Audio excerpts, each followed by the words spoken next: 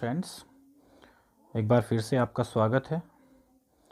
आप देख सकते हैं हम, जैसा कि आप स्क्रीन पर हमारे थंबनेल से भी जान चुके होंगे कि आज के वीडियो में हम जो है क्या क्या चीज़ें हम करने वाले हैं, क्या क्या चीज़ें हम इस वीडियो में हम जानने की कोशिश करेंगे, सीखेंगे। आज का जो सबसे जो इस टाइम का मार्च के समय में या फाइनेंशियल ईयर के एंडिंग टाइम में जो सबसे इम्पोर्टेंट जो मुद्दा है, जो सबसे इम्पोर्टेंट चीज़ है जिसके बारे में हम जान सकते हैं, वो है टैक्स में। जो एक कार्मिक है, एक एम्प्लॉय जो है, वो टैक्स में किस तरह से छूट ले सकता है, उसको किन किन प्रावधान में या किन किन धाराओं के तहत उसको टैक्स में छूट मिल सकती है, रिलीफ मिल सकती है। उसी के ऊपर हमारा आज का जो वीडियो है वो होने वाला है।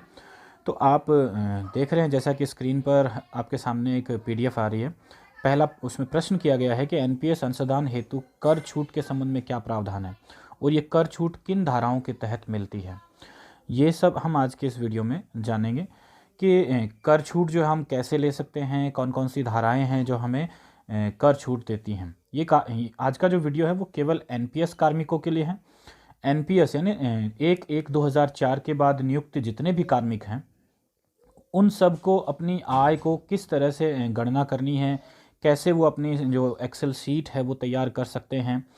और एक्सेल शीट जो है, सैलरी विड्रॉन की जो एक्सेल शीट है, जो भी अगर कोई अपनी जो सैलरी विड्रॉन स्टेटमेंट हम या वेतन ड्रॉ मानचित्र जो हम बनाते हैं, जो ऑफलाइन हम हाथ से फॉर्म खरीद कर उस पर भर के जो मैनुअल करते हैं, उसके बजाय हमारी एक्सेल शीट है। हम वो एक्सेल शीट का लिंक आपको प्रोवाइड कर देंगे इस वीडियो के डिस्क्रिप्शन में, जहां आप आसानी से उसमें अपनी जो भी अपनी सैलरी स्टेटमेंट की शीट आप बनाना चाहते हैं उसमें बड़ी आसानी से बना सकते हैं। और अब इस बार तो हमने अपने उस सैलरी स्टेटमेंट वाले जो हमारी जो एक्सेल शीट है, उसमें हमने जो मार्च का जो डिफरमेंट सैलरी है उसका कॉलम भी ऐड कर दिया है। तो हमने अपडेट कर दिया। अपडेटेड वर्जन जो है वो इस वीडियो के डिस्क्रिप्शन में हम उसका लिंक आपको प्रोवाइड कर देंगे। तो आइए शुरू करें कि आज हम जो बात करने वाले हैं एनपीएस के ऊपर। एनपीएस क्या है, एनपीएस में हम कौन कौन सी छूट ले सकते हैं टैक्स के अंदर। तो एनपीएस में आप समझें सबसे पहले तो कि 1/1/2004 के बाद नियुक्त जितने भी कार्मिक हैं, सभी कार्मिकों की सकल आय में जोड़ा जाता है एनपीएस, जिस पर आयकर के नियमों के तहत आप इस गोले में देख पा रहे होंगे विभिन्न धाराओं में कर छूट का लाभ भी दे है। यानी एनपीएस कार्मिक जो है उसकी आय में एक तो सरकार द्वारा जो दिया जाता है एनपीएस का जो शेयर्स गवर्नमेंट हमें देती है वो भी उसमें शामिल होता है, और हम अपनी तरफ से जो एनपीएस में कंट्रीब्यूशन करते हैं 10% जो कंट्रीब्यूशन है एम्प्लॉय का होता है, और 10% ही कंट्रीब्यूशन जो है वो राज्य सरकार करती है। हम राजस्थान के एम्प्लॉयज़ के लिए विशेषकर बात कर रहे हैं इस वीडियो में। एनपीएस के कार्मिक जो हैं वो कौन कौन सी छूट ले सकते हैं टैक्स डिडक्शन में, यानी वो कौन कौन सी अपने वेतन का कौन कौन सा हिस्सा है जिसको वो टैक्स डिडक्शन में शामिल कर सकते हैं। तो वो आप देख रहे हैं नंबर 1 पे है। एनपीएस के कार्मिक जो भी टैक्स डिडक्शन की छूट ले सकते हैं उनके प्रावधान यहाँ पर आपके सामने 1 बाय 1 आ रहे हैं। तो आप सबसे पहला जो टैक्स डिडक्शन जो आप प्राप्त कर सकते हैं वो है 80 CCD 1।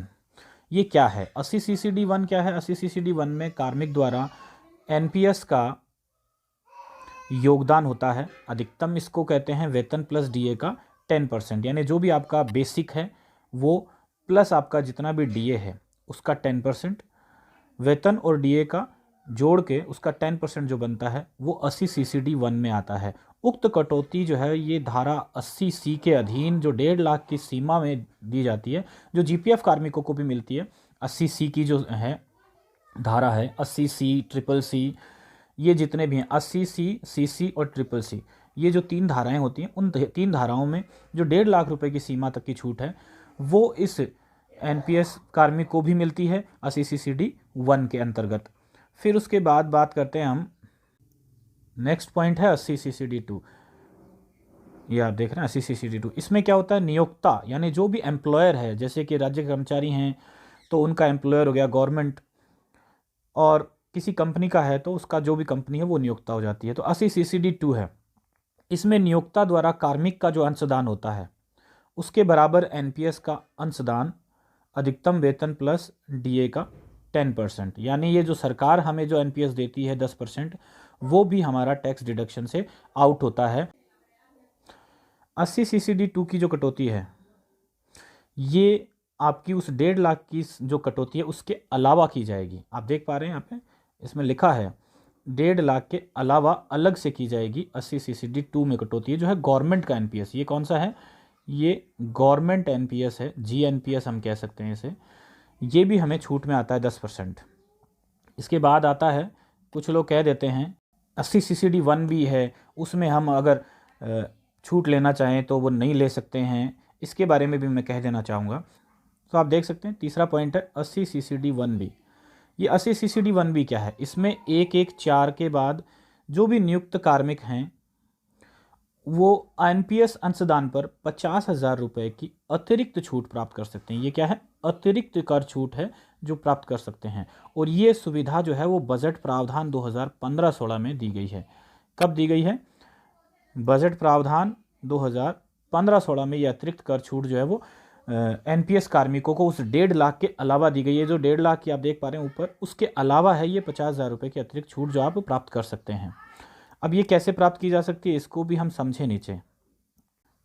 ये छूट कैसे प्राप्त की जा सकती है इसको हम समझें तो इसमें आप देख सकते हैं कि इसमें कार्मिक अपने एनपीएस की कटौती जो है, यानी जो एनपीएस कार्मिक जो अपना हिस्सा जो गवर्नमेंट को देता है कार्मिक, उसमें वो जैसे गवर्नमेंट एनपीएस तो अलग रह गया, उसके अलावा एनपीएस जो है एम्प्लॉय का जो एनपीएस है, ई एनपीएस इसलिए लिख रहा हूँ, ई मतलब एम्प्लॉय समझ लें आप। एम्प्लॉय का जो एनपीएस है, जैसे किसी एम्प्लॉय का 10% एनपीएस का जो कंट्रीब्यूशन है वो 1 लाख बन जाता है, तो वो 50,000 की छूट जो है वो अपने उस 1.5 लाख की सीमा में ले सकता है, और बचे हुए 50,000 की छूट वह 80 CCD 1B में, यानी इसमें ले सकता है। 80 CCD 1B में भी ले सकता है। तो 80 CCD 1B में 50,000 रुपये वो अपने उस 1.5 लाख वाले जो एनपीएस की जो 1.5 लाख की जो छूट है, 80C की जो छूट है, उसमें से अपने एनपीएस के जो हिस्सा है उसको वो 2 भागों में बांटकर उसको एक हिस्से को यहाँ 80 CCD 1B में उसको शामिल कर सकता है। तो आगे बढ़ते हैं। अब हम इसको एग्जाम्पल से समझते हैं। उदाहरण, एक कार्मिक की जो एनपीएस कटौती है, मान लीजिए वो 65,000 रुपये है। एक कार्मिक की एनपीएस कटौती मान लीजिए कितनी है? 65,000 रुपये है। और अन्य कटौतियाँ यानी LIC वगैरह, PLI, SI या PPF, ट्यूशन फीस, NSC, ये सब 1,20,000 है। अब कार्मिक को छूट जो है वो किस प्रकार मिलेगी ये देखेंगे हम। तो कार्मिक को छूट कैसे मिलेगी उसको समझें। तो अब आप देख सकते हैं कि कार्मिक को छूट किस तरह से मिलने वाली है। धारा 80C में आप देखेंगे 1,20,000 रुपये की छूट हो गई, क्योंकि उसका एनपीएस जो था वो 65,000 था, एवं अन्य कटौती जो है वो 1,20,000 थी, हो गई। तो 80C में तो 1,20,000 माइनस हो गए। फिर 80 CCD 1 में, CCD 1 के अंदर 30,000 या 15,000 ये हो गया। फिर जो CCD 1 और 80C दोनों मिलके इनका कुल योग हो गया 1.5 लाख या 1,35,000। मान लो उसका ऊपर 15,000 ही बन रहा था, तो वो 15,000 जो है उसमें ऐड होके वो 1,35,000 हो गया, और उसके पास अगर ज़्यादा था तो वो 1.5 लाख अधिकतम हो गया। तो इस तरह से कर सकते हैं। अब आप आगे देखें, फिर आता है 80 CCD 1B। अब इसमें आप देखेंगे तो एनपीएस का उसका टोटल भाग बन रहा था 65,000, जिसमें से उसने 30,000 का जो कंट्रीब्यूशन है या 30,000 की जो छूट है वो तो उसने कहाँ ले ली? 80 CCD 1 में और 80C में, 80C और 80 CCD 1 में उसने वो छूट ले ली। फिर बची हुई जो थी, यानी उसका जो भी एनपीएस का 65,000 में से बचा हुआ 35,000 था, या उसका अगर 50,000 बन रहा है तो 50,000 था, वो उसका जो छूट है वो कहाँ आ जाती है? 80 CCD 1B में। तो 80 CCD 1B में अगर उसने बचे हुए 35,000 के लिए तो 35,000, नहीं 50,000 के लिए तो 50,000। तो कुल कर योग्य कर छूट योग्य उसकी कटौती कितनी हो जाएगी? 1.5 लाख प्लस 35,000 ये होंगे तो 1,85,000 हो जाएंगे। ये एक एग्जाम्पल था। अब हम दूसरे एग्जाम्पल से समझते हैं। तो दूसरे एग्जाम्पल में आप देख लीजिए, उदाहरण नंबर 2 है। एक कार्मिक की एनपीएस कटौती 75,000 है। ऊपर वाले उदाहरण में था कि एनपीएस कार्मिक की कटौती जो है 65,000 थी, यहाँ 75,000 है। और अन्य कटौतियाँ उसकी कितनी हैं? LIC एरिया सब मिला के 1,30,000 है। तो कार्मिक को कर छूट किस प्रकार मिलेगी? 80C में 1,30,000 और CCD 1 में अगर वो मान लो 75 में से कितने शामिल कर लेता है, 20 या 25, यानी अगर उसने अपने 20,000 यहाँ शामिल कर दिए या 25 शामिल कर दिए, तो उसकी जो कुल योग धारा कितनी हो जाएगी, 80C 1.5 लाख, और उसके बाद कुल कर छूट योग्य कटौती जो है वो कितनी हो जाएगी, 80 CCD 1B में उसने 50,000 ऐड कर दिए, तो 50,000 ये 1.5 लाख ये, तो उसकी कुल कर छूट योग्य कटौती कितनी हो जाएगी, 2 लाख हो जाएगी। तो नोट करें आप, धारा 80 CCD 1 और 80 CCD 1B का योग धारा 80 CCD 2 के बराबर, यानी नियोक्ता के अंशदान के बराबर होना चाहिए। यानी कि गवर्नमेंट जो हमें एनपीएस देती है उस एनपीएस के बराबर हमारी 80 CCD 1 और 80 CCD 1B दोनों का योग जो है वो बराबर ही होना चाहिए। तो धारा 80 CCD 2 के बराबर, नियोक्ता के अंशदान के बराबर होना चाहिए। यहाँ देखो, ये आप इसको स्पष्ट समझें, ये ही समझने वाली बात है कि धारा 80 CCD 1 में तो जो छूट आती है वो होता है हमारा एनपीएस, गवर्नमेंट जो हमें देती है 10%। उसमें से हम ज़रूरी नहीं है कि पूरा जो है वो 80 CCD 1 में ही शामिल करें, उसको 80 CCD 1 में आधा यहाँ शामिल कर सकते हैं और आधा 80 CCD 1B में शामिल कर सकते हैं। तो दोनों में जब शामिल कर देंगे तो वो दोनों का योग जो है, जो गवर्नमेंट हमें एनपीएस दे रही है उसके योग के बराबर ही होना चाहिए, इससे ज़्यादा नहीं होना चाहिए। तो ये आप समझ सकते हैं यहाँ से। तो ये हमारे किसी साथी के द्वारा शेयर किया गया था टेलीग्राम के ऊपर, उनका नाम यहाँ पर आप शो हो रहा है, देख रहे हैं। तो टियर 1 अकाउंट क्या है, अब हम थोड़ी सी जानकारी आपको एनपीएस वालों को ही दे देते हैं कि टियर 1 अकाउंट क्या होता है। एनपीएस के अकाउंट जो होते हैं उनकी भी हमें जानकारी होनी चाहिए। एनपीएस के अकाउंट जो हैं वो 2 प्रकार के होते हैं। एनपीएस के अकाउंट 2 प्रकार के होते हैं, एक होता है एनपीएस का टियर 1 और एक होता है एनपीएस टियर 2। तो एनपीएस टियर 1 जो है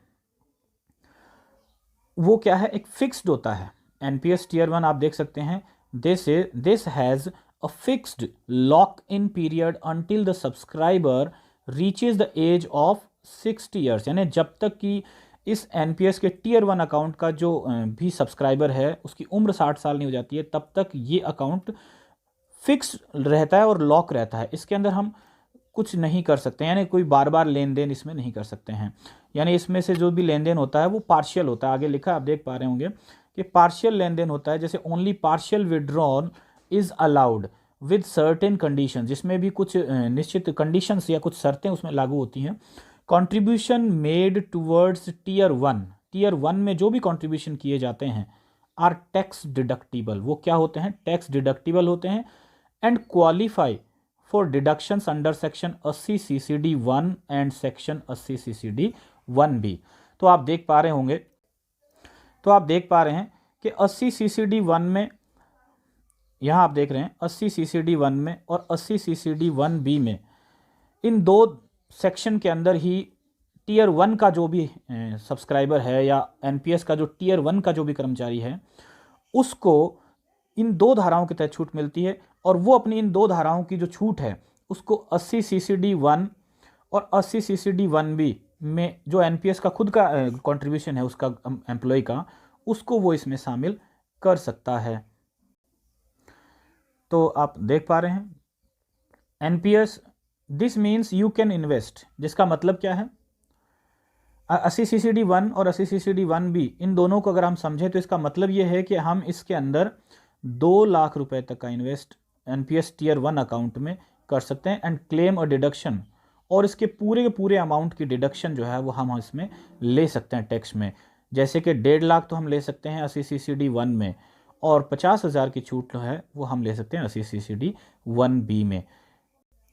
तो ये आज के हमने इस वीडियो में जाना। आपने देखा कि 80, बहुत से लोगों को भ्रांति होती है कि कर्मचारी जो है वो एनपीएस में जो ये छूट ले रहा है वो 80 CCD 1, तो उनके इस डाउट को क्लियर करने के लिए ही आपका ये आज का ये वीडियो जो है हमने बनाया। तो इसे अच्छे से समझें कि 80 CCD 1 की जो छूट है उसमें कार्मिक 10% अपने वेतन और डीए का उक्त कटौती 80C के अधीन जो 1.5 लाख की सीमा है उसमें होती है। फिर 80 CCD 2 जो है उसमें वेतन प्लस डीए का 10%, ये जो है वो जो हमारी धारा 80C होती है उसके अलावा होता है, यानी 1.5 लाख की कटौती के अलावा होता है, जो नियोक्ता द्वारा दिया जाता है। यानी ये जो आप देख रहे हैं ये नियोक्ता द्वारा दिया जाता है। और इसके बाद 80CCD1 भी आता है, और 80CCD1B के अंदर जो छूट है वो 15-16 के बजट के प्रावधान में की गई है। 50,000 रुपये की अतिरिक्त छूट इसमें ली जा सकती है, और इस छूट को हम अपने जो कर्मचारी द्वारा जो जमा कराया गया एनपीएस उसको 2 भागों में बांटकर इस छूट को हम ले सकते हैं। ये यहाँ पे स्पष्ट हो जाता है। तो इसमें किसी तरह का कोई किंतु परंतु नहीं है। जिनको समझ में नहीं आता है वो अच्छे से इनकम टैक्स की जो वेबसाइट है वहाँ जाकर इसको अच्छे तरह से क्लियर कर सकते हैं। तो इसी के साथ दीजिए इजाज़त, चलते हैं। चलने से पहले ये कहना चाहूँगा, जो चैनल पर आ रहे हैं सब्सक्राइब करें, बेल आइकन प्रेस करें, ताकि आपके लिए हम ऐसे ही जानकारी से भरे हुए और भी बहुत सारे वीडियोज़ हैं हम आपके लिए लेकर आते रहें। आपका दिन शुभ हो। इसी के साथ